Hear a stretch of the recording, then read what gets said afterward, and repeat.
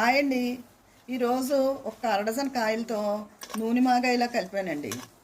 నూనె మాగాయ అంటే ముక్కలు చెక్కేసుకుని కొంచెం పలచగా మధ్యాహ్నం కాస్త 3 దాకా ఎండబెట్టుకుని కలిపేసుకోవడం.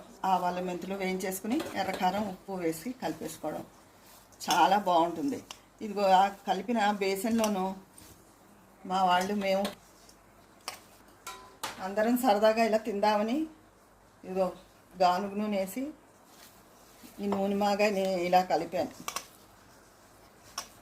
చూసారా ఎంత బాగుందో, ఎర్రగా చాలా బాగుంది కదా. మీకు నోరూరుతుందా?